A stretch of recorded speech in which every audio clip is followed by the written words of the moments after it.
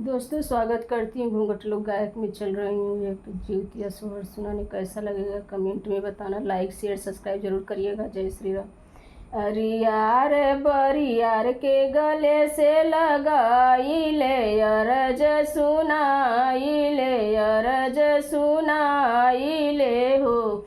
ए अरियार बरियार राम जी से कही है भय के मम्मी जुतिया भूखली हो। ए अरियार बरियार से कही है भय के मम्मी जुतिया भूखली हो। अपने अभय बाबू खातिर भूखल बाटी जुतिया सोने के लठिया दे दियली हो।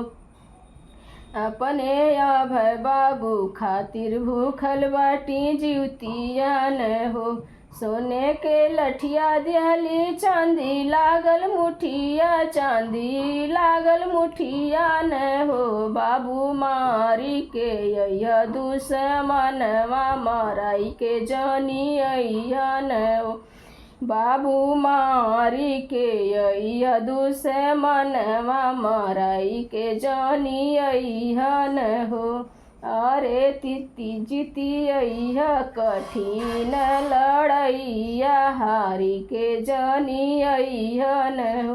अरे जीती के अइया कठिन लड़ैया हारी के जानी अइया न हो। अरियार बरियार के गले से लगाइले अरज सुनाइले अरज सुनाइले हो। ए अरियार बरियार राम जी से कही है भय के मम्मी जुतिया भूखली हो। ए अरियार बरियार राम जी से कही है भय के मम्मी जुतिया भूखली हो।